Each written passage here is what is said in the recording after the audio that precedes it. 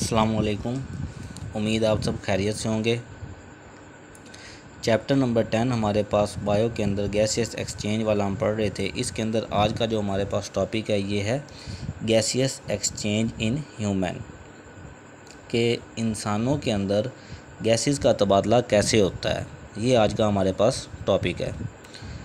Basically इंसानों के अंदर बाकायदा तौर पर ऑर्गन सिस्टम्स होते हैं, जैसे कि हमारे पास गैसेस के तबादले के लिए रेस्पिरेटरी सिस्टम है। इसी तरह नाइट्रोजीनियस वेस्ट को बाहर निकालने के लिए हमारे पास एक्सक्रीटरी सिस्टम है, और इस तरह हमारे पास सर्कुलेटरी सिस्टम है, नर्वस सिस्टम है। तो हमारे अंदर बेसिकली ऑर्गन सिस्टम्स होते हैं जो कि मुख्तलिफ़ फंक्शंस को परफॉर्म करते हैं। इसी तरह गैसेस को बाहर निकालने के लिए हमारे पास रेस्पिरेटरी सिस्टम है। रेस्पिरेटरी सिस्टम अमूमन हमारे पास मुख्तलिफ़ हिस्सों पर मुश्तमिल होता है, और इन हिस्सों का क्या काम है, ये किस तरीके से काम करते हैं, यही बेसिकली आज हमारा टॉपिक है। जब हम सांस लेते हैं तो हवा हमारे पास हमें नाक से होती हुई महसूस होती है कि हवा जो है वो हमारे डायरेक्ट हमारे नाक के अंदर दाखिल हो रही है और फिर ये फेफड़ों तक पहुंच जाती है। बेसिकली जब हम सांस लेते हैं तो ये बाकायदा एक रास्ता है जिसको आज हमने डिस्कस करना है एयर पैसेज वे के अंदर, कि जब इंसान सांस लेते हैं तो उनका रेस्पिरेटरी सिस्टम किस तरीके से काम करता है। एयर का रास्ता क्या है, हवा किन किन रास्तों से होकर फेफड़ों तक पहुंचती है, और फेफड़ों के अंदर कौन कौन सी चीज़ें मौजूद होती हैं, ये आज का हमारे पास टॉपिक है। तो एयर पैसेज वे में सबसे पहले जो हवा है वो हमारे पास नाक के अंदर दाखिल होती है। किस तरह से? एक्सटर्नल नोस्ट्रिल्स, बैरूनी नथनों के ज़रिए। ये नाक के बाहर वाले जो दो सुराख होते हैं इनको हम नाम देते हैं एक्सटर्नल नोस्ट्रिल्स। इनके ज़रिए हवा जो है ये नेज़ल कैविटी के अंदर दाखिल होती है। अब नेज़ल कैविटी के अंदर छोटे छोटे हेयर लाइक स्ट्रक्चर्स मौजूद होती हैं, और यहाँ पर म्यूकस मौजूद होता है। इनका बेसिकली काम क्या होता है, जो बाहर से हवा अंदर एंटर होती है उसमें मौजूद डस्ट पार्टिकल्स को यहाँ पर फ़िल्टर कर लिया जाता है, और फिल्टर्ड एयर को यहाँ इंटरनल नोस्ट्रिल्स के ज़रिए से फिर आगे भेजा जाता है। तो नेज़ल कैविटी के अंदर एक तो छोटे छोटे हेयर्स होते हैं जो हवा को फ़िल्टर करते हैं, दूसरा यहाँ पर म्यूकस होती है। उसका काम क्या होता है? उसका काम ये होता है कि बाहर से जो गर्म ठंडी हवाएं आ रही होती हैं उनका टेम्परेचर मेंटेन करके अंदर भेजना। जैसे कि हमारे पास गर्मियों के अंदर टेम्परेचर बढ़ जाता है, सराउंडिंग में टेम्परेचर 48, 47, 46 वाली साइड पे चला जाता है, हमारा इंटरनल टेम्परेचर 37 है। तो ये गर्म हवा ठंडी हो के अंदर आएगी। किसके ज़रिए से? नेज़ल कैविटी के अंदर मौजूद म्यूकस के ज़रिए से। इसी तरह सर्दियों में बाहर की हवा ठंडी हो जाती है सराउंडिंग में, तो ये हवा गर्म होकर अंदर आएगी। किसके ज़रिए? नेज़ल कैविटी के अंदर मौजूद म्यूकस के ज़रिए। तो हवा एक्सटर्नल नोस्ट्रिल्स के ज़रिए नेज़ल कैविटी में एंटर होती है, फिर इंटरनल नोस्ट्रिल्स के ज़रिए ये इस रीजन में आ जाती है जिसको हम नाम दे रहे हैं फेरिंक्स। इसको हलक कहते हैं। यहाँ पर एयर आ जाएगी। फेरिंक्स के बिल्कुल नीचे हमारे पास ग्लोटिस है जो कि एक तंग रास्ता है, और ये खुराक की नाली एसोफेगस और हवा की नाली विंड पाइप या ट्रैकिया, यहाँ पर दोनों का जो माउथ है ये ओपन है। तो ग्लोटिस के नीचे हमारे पास दोनों नालियाँ एक साथ पड़ी हैं। तो जब हम खाना खाते हैं तब ये हवा की नाली बंद हो जाती है, और ये कैसे मुमकिन है? क्योंकि यहाँ ग्लोटिस के ऊपर एक फ्लैप ऑफ टिश्यूज़ है जिसको हम नाम देते हैं एपिग्लोटिस। जैसे हम निवाले को निगलते हैं, ये एपिग्लोटिस क्या करती है, ये हवा वाली नाली को बंद कर लेती है, जिससे निवाला जो है वो खुराक वाली नाली के अंदर ही गिरता है। तो इस तरह ये फिनोमेना जारी रहता है। बहरहाल नेज़ल कैविटी से जो एयर इंटरनल नोस्ट्रिल से फेरिंक्स से होती हुई लेरिंक्स जिसको हम नाम देते हैं वॉइस बॉक्स, ये नेक वाले रीजन के आती है, और फिर हवा इस लेरिंक्स से होती हुई यहाँ पर ट्रैकिया के अंदर, जिसकी अमूमन एक अडल्ट इंसान के अंदर 12 सेंटीमीटर लंबाई होती है। इसको विंड पाइप भी कहा जाता है। लेरिक्स के अंदर वॉइस बॉक्स होता है। इसको हम थोड़ी देर ठहर के स्टडी करेंगे, डिस्कस करेंगे इसको कि वॉइस बॉक्स क्या है। तो हवा एक्सटर्नल नोस्ट्रिल से नेज़ल कैविटी, इंटरनल नोस्ट्रिल्स, ये फेरिंक्स से ये लेरिंक्स से होती हुई ट्रैकिया में आ जाती है। अगर हम इनको नंबरिंग करें तो नेज़ल कैविटी पे हवा आती है, इसके बाद ये इंटरनल नोस्ट्रिल्स के ज़रिए फेरिंग्स में आ जाती है, फेरिंग्स से ये आगे लेरिंग्स में चली जाती है तीसरे नंबर पे, और फिर ये आगे 4 नंबर पे ट्रैकिया के अंदर आ जाती है, जिसकी लंबाई तकरीबन 12 सेंटीमीटर है एक अडल्ट इंसान के अंदर। इस ट्रैकिया के अंदर ये सी शेप सेल्स होते हैं। इन सी शेप सेल्स का क्या फंक्शंस क्या है? बेसिकली ये सी शेप सेल जो होते हैं ये फुल रिंग नहीं होता, ये हाफ रिंग होता है, ये इसको हम नाम देते हैं सी शेप सेल्स। इनका काम क्या है? इनका काम ये होता है कि जब इस पाइप के अंदर हवा नहीं होती तो ये पाइप को पिचकने से, बंद होने से रोकते हैं। और ये इस तरीके से फुल रिंग क्यों नहीं था? अगर ये फुल रिंग होता तो सांस फूलने पर ये पाइप, ये जो पर्दे हैं ट्रैकिया के, ये फट सकते थे, क्योंकि ये अगर फुल रिंग होता तो इनकी लचक ख़त्म हो जानी थी। तो ये सी शेप, जैसे ही हवा तेज़ होती है ये सी शेप इस तरह इसको पाइप को खोल देते हैं, सी अपने आप को कन्वर्ट कर लेता है, ये थोड़ा सा खुल जाता है और पाइप बड़ा और छोटा होता रहता है। और अगर ये फुल रिंग होता तो हवा जैसे ही ज़्यादा अंदर आती तो ये इसके ये वाले पर्दे जो हैं ये ब्रस्ट हो जाते, या फिर ये रिंग जो है ये टूट जाता। तो ये परफेक्शन ऑफ गॉड है कि हमारे पास इस ट्रैकिया के अंदर सी शेप सेल्स होते हैं, आधे कटे हुए, ताकि ये ब्रस्ट भी ना हो और ये बंद भी ना हो ये पाइप। उसके बाद ट्रैकिया डिवाइड होता है 2 नालियों में, जिसको हम नाम देते हैं ब्रोंकस, और कलेक्टिवली इनको नाम दिया जाता है ब्रोंकाई। तो ट्रैकिया से एयर जो है ये ब्रोंकस या ब्रोंकाई के अंदर एंटर होती है। इस ब्रोंकस के अंदर भी ये सी शेप कार्टिलेज मौजूद होते हैं। उसके बाद ये ब्रोंकस जो है ये आगे फर्दर मज़ीद ज़्यादा सारी नालियों में डिवाइड होती है, लेकिन हमने यहाँ पे 2 ही नालियाँ बनाई हैं ताकि आपको आसानी से समझ आ सके कि ये ब्रोंकस आगे मज़ीद डिवाइड हुई है, जिनको हम नाम दे रहे हैं ब्रोंकियोल्स। तो एयर ट्रैकिया, ट्रैकिया से ब्रोंकस, ब्रोंकस से ब्रोंकियोल्स के अंदर एंटर हुई। ब्रोंकियोल्स के आगे फिर छोटी छोटी बेशुमार डक्ट्स हैं। ये इन डक्ट्स, इन छोटी नालियों को हम नाम देते हैं एल्वियोलर डक्ट्स।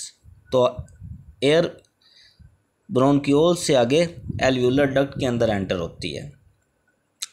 इन एल्वियोलर डक्ट्स के आगे एल्वियोलाई लगे होते हैं। इन एल्वियोलाई को हम नाम देते हैं, alveoli is functional unit of lungs, कि ये हमारे पास फेफड़ों की बुनियादी इकाई है, फैलियाती इकाई है। तो एल्वियोलाई, इसको हम क्यों फंक्शनल यूनिट हम कह रहे हैं? क्योंकि यहाँ पर गैसेस का तबादला होता है।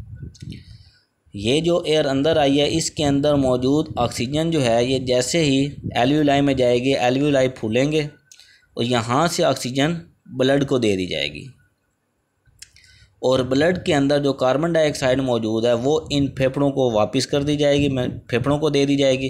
फेफड़े क्या करेंगे? जैसे ये फेफड़े कॉन्ट्रैक्ट होंगे, ये एयर जिसके अंदर कार्बन डाइऑक्साइड की एक अच्छी मिकदार मौजूद है, ये इसी तरह ही वापस चले जाएंगे। जिस तरह हवा अंदर आई थी ऑक्सीजन को लेकर, इसी तरह हवा बाहर चली जाएगी कार्बन डाइऑक्साइड को लेकर। तो ये हमारे पास बेसिकली एयर पैसेज वे है, जो कि nasal cavity, pharynx, larynx, trachea, bronchi, bronchioles, alveolar ducts और एल्वियोलाई पर मुश्तमिल है।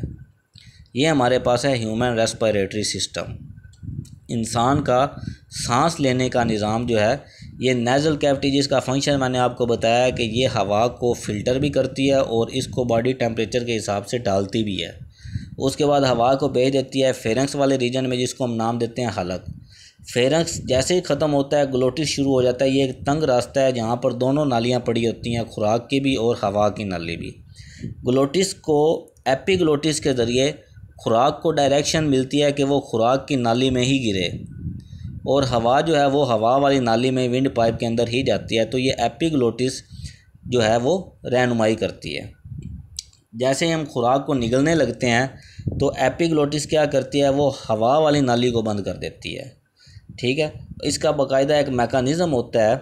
ये जो हमारे पास ज़बान है ये इंटरनल नोस्ट्रिल्स के बिल्कुल ऊपर आ जाएगी। तो जब हम खाने को निगलते लगते हैं तो ये जो इंटरनल नोस्ट्रिल्स है ये मुकम्मल तौर पर इस ज़बान की वजह से क्लोज़ हो जाते हैं, जिससे ये विंड पाइप का पूरा एक कनेक्शन ख़त्म हो जाता है। और यहाँ पर इस ट्रैकिया के ऊपर एपिग्लोटिस आ जाता है। तो दोनों साइडों से ये बंद हो जाता है, इंटरनल नोस्ट्रिल्स वाली साइड से भी और ट्रैकिया वाली साइड से भी, ताकि फेफड़ों से भी हवा ऊपर ना आ जाए। और ये तो फिर जो निवाला होता है वो डायरेक्ट खुराक की नाली में ही गिरता है। तो इस तरीके से हमारे पास ये हमारा रेस्पिरेटरी सिस्टम काम करता है। और इसकी जो फैलियाती इकाई है वो हमारे पास है एल्वियोलाई। अब एल्वियोलाई में होता क्या है कि एल्वियोलाई में गैसेस का तबादला होता है। ऑक्सीजन यहाँ से जाती है ब्लड के अंदर और कार्बन डाइऑक्साइड ब्लड के अंदर से इस एल्वियोलाई को दी जाती है, और एल्वियोलाई वही रास्ता अपनाकर वापस कार्बन डाइऑक्साइड को हवा के ज़रिए निकाल देगा। अब यहाँ पर हमारे पास दो चीज़ें हैं। अक्सर ये जहन में सवाल आता है कि ये ब्लड कहाँ से आया और ये ऑक्सीजन को लेकर किधर जाएगा। बेसिकली ये ब्लड जो है ये हमारे पास हार्ट वाली साइड से आया है, दिल वाली साइड से आया, और ये पूरी बॉडी से घूम के आया है। ये पूरी बॉडी से कार्बन डाइऑक्साइड को इकट्ठा करके आया है, साथ कार्बन डाइऑक्साइड ले कर आया है। ये कार्बन डाइऑक्साइड को रिटर्न करेगा और यहाँ से ऑक्सीजन लेगा। ये कार्बन डाइऑक्साइड इसके पास कहाँ से आई, तो इसके पास ये कार्बन डाइऑक्साइड रेस्पिरेशन के अमल से आई है। जब सेल्स ने रेस्पिरेशन का अमल किया, खुराक को बर्न किया, तो इस बर्निंग प्रोसीजर के ज़रिए कार्बन डाइऑक्साइड पैदा हुई जो सेल के किसी काम की नहीं थी, तो उन्होंने ब्लड को दे दी। ब्लड ने इसको वेस्ट मटेरियल समझते हुए फेफड़ों को दे दिया, और फेफड़ों ने इस वेस्ट मटेरियल को हवा के ज़रिए बाहर निकाल दिया, और जो हवा के अंदर जो यूज़फुल गैस थी ऑक्सीजन की शक्ल में, उसको यहाँ से निकाल दिया, निकाल कर उसको ब्लड को सौंप दिया। इसी तरह ब्लड फिर पूरी बॉडी में सर्कुलेट करता रहा। तो ये मुख्तलिफ वेसल्स, आर्टरीज़ और वेंस के ज़रिए ये काम होता है, जिनको अमूमन हम नाम देते हैं pulmonary artery and pulmonary veins. अब बात करते हैं लेरिंक्स वाली साइड पर, कि लेरिंक्स वाली साइड पर ये जो हमारे पास वोकल, ये इसको वॉइस बॉक्स भी कहते हैं, यहाँ पर दो हमारे पास कार्ड्स पड़े होते हैं, वोकल कार्ड्स इनको कहते हैं, पेयर्स की शक्ल में। इन वोकल कार्ड्स की वाइब्रेशन, जबड़ों की वाइब्रेशंस, ज़बान की वाइब्रेशंस, लिप्स इनकी वाइब्रेशन से इंसान ख़ास तरह की फ्रीक्वेंसीज़ की आवाज़ें निकालता है, और ये स्पीच कर सकता है, बोल सकता है, अपनी बात को समझा सकता है। और ये खसूसियत जो है ये सिर्फ़ और सिर्फ इंसानों के पास ही है। दोबारा सुन ले ज़रा। इस वॉइस बॉक्स का काम होता है वॉइस को प्रोड्यूस करना। वॉइस बॉक्स के अंदर हमारे पास बैंड्स होते हैं जिनको हम वोकल कार्ड्स भी कहते हैं। इन वोकल कार्ड्स की वाइब्रेशंस, जबड़ों की वाइब्रेशंस, हमारे पास लिप्स की वाइब्रेशंस, इन वाइब्रेशंस से, ज़बान की मूवमेंट से ख़ास तरह का साउंड निकलता है, और यही ख़ास तरह का साउंड हमें स्पीच करने में हेल्प करता है। अब हम वही बात करते हैं कि हमारे पास पल्मोनरी आर्टरी और पल्मोनरी वेन में क्या फ़र्क है। तो ये हमारे पास सवाल है, differentiate between pulmonary artery and pulmonary vein. देखें, आर्टरीज़ वो नालियाँ होती हैं जो खून को दिल से दूर लेके जाती हैं, और वेन्स वो नालियाँ होती हैं जो खून को दिल की तरफ लेके जाती हैं। हमारे पास ब्लड भी दो तरह का है, एक ऑक्सीजनेटेड ब्लड है जिसमें ऑक्सीजन की मिकदार ज़्यादा होती है, और एक डीऑक्सीजनेटेड ब्लड है जिसमें ऑक्सीजन की मिकदार कम होती है। अब ये हमारे पास एक सिंपली हार्ट हमने ड्रा किया है ताकि आपको पल्मोनरी आर्टरी और पल्मोनरी वेन के बारे में समझाया जा सके। बेसिकली इसमें एनाटॉमिकल पोर्शंस के अंदर जब भी आर्टरीज़ और वेंस को ड्रा किया जाता है तो अमूमन आर्टरीज़ को रेड कलर से ड्रा किया जाता है और वेंस को ब्लू कलर से ड्रा किया जाता है। तो यहाँ पर जिस जिस साइड पर रेड कलर आपको दिखाई दे रहा है, रेड कलर की नालियाँ दिखाई दे रही हैं, वो सारी आर्टरीज़ हैं। हमारे जिस्म की तमाम आर्टरीज़ के अंदर ऑक्सीजनेटेड ज़्यादा ऑक्सीजन वाला खून होता है, सिवाय एक आर्टरी को जिसको हम नाम देते हैं पल्मोनरी आर्टरी। ये आर्टरी, इस आर्टरी के अंदर डीऑक्सीजनेटेड ब्लड है, और ये क्यों है इसके ऊपर भी बात करते हैं। ये हमारे पास हार्ट है, हम हार्ट के टोटल 4 चैम्बर्स होते हैं, right atrium, right ventricle, left atrium, left ventricle. तो ये हमारे पास राइट एट्रियम है, ये हमारे पास राइट वेंट्रिकल है। अब पूरी बॉडी से ब्लड जिसके अंदर कार्बन डाइऑक्साइड की मिकदार ज़्यादा है, वो पूरी बॉडी से जो कार्बन डाइऑक्साइड ज़्यादा वाली मिकदार वाला जो ब्लड है जिसको हम डीऑक्सीजनेटेड ब्लड कहते हैं, ये डीऑक्सीजनेटेड ब्लड वेंस के ज़रिए इस राइट एट्रियम में आएगा। जैसे ये राइट एट्रियम कॉन्ट्रैक्ट होगा ये चला जाएगा राइट वेंट्रिकल में। राइट वेंट्रिकल जैसे ही कॉन्ट्रैक्ट होगा ये खून जो है ये फेफड़ों की तरफ जाएगा ताकि कार्बन डाइऑक्साइड निकाल सके और ऑक्सीजन अपने अंदर भर सके। अब जो नाली इसको लेके जाएगी वो नाली है पल्मोनरी आर्टरी। जिस्म की तमाम आर्टरीज में ज़्यादा ऑक्सीजन वाला ऑक्सीजनेटेड ब्लड होता है, सिर्फ ये एक आर्टरी ऐसी है जो कि दिल और फेफड़ों के दरमियान में कनेक्शंस का बायस बनती है।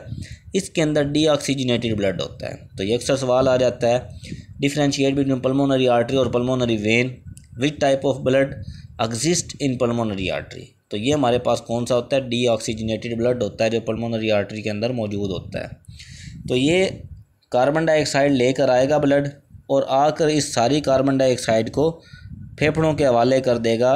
फेफड़े के किस हिस्से के हवाले करेगा, एल्वियोलाई के हवाले, और एल्वियोलाई से ऑक्सीजन लेकर खून को देगा। अब ये ज़्यादा ऑक्सीजन वाला खून जो है ये पल्मोनरी वेन के ज़रिए लेफ़्ट एट्रियम में आएगा, दिल के बाएं वाले एट्रियम में। जिस्म की तमाम वेन्स के अंदर डीऑक्सीजनेटेड ब्लड होता है, सिर्फ एक वेन है हमारे अंदर जिसको हम नाम देते हैं पल्मोनरी वेन, इसके अंदर ऑक्सीजनेटेड ब्लड होता है। ये ऑक्सीजनेटेड ब्लड लेफ़्ट एट्रियम में आएगा, लेफ़्ट एट्रियम के कॉन्ट्रैक्ट होने पर लेफ़्ट वेंट्रिकल में आएगा, और जब लेफ़्ट वेंट्रिकल कॉन्ट्रैक्ट होगा तो ये ज़्यादा ऑक्सीजन वाला खून पूरी बॉडी के अंदर घूमेगा। पूरी बॉडी में जिस जगह ऑक्सीजन की ज़रूरत होगी वहाँ ऑक्सीजन निकालता जाएगा और कार्बन डाइऑक्साइड पकड़ता जाएगा। जहाँ जहाँ ऑक्सीजन की ज़रूरत होगी वहाँ डालता जाएगा ऑक्सीजन, कार्बन डाइऑक्साइड लेता जाएगा, और ये दोबारा फिर साइकिल इसी तरह चलता रहेगा।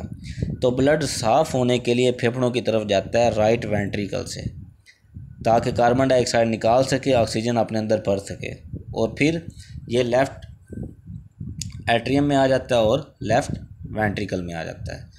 इसके बाद हमारे पास जो नेक्स्ट टॉपिक होगा ये फेफड़ों के हवाले से है कि लंग्स की मार्फोलॉजी क्या है, इसके कितने टुकड़े होते हैं, कितना इसका साइज़ होता है, किस जगह पर ये मौजूद होते हैं, कौन से हमारे पास फेफड़ों का लेफ़्ट लंग्स बड़ा होता है या राइट लंग्स बड़ा होता है, ये हमारे पास नेक्स्ट जो टॉपिक है इंट्रोडक्शन के हवाले से हमने ये लंग्स के ऊपर पढ़ना है। ठीक है, उम्मीद है आपको समझ आ गई होगी। ओके जी, फ़ी अमान अल्लाह, अल्लाह हाफिज़।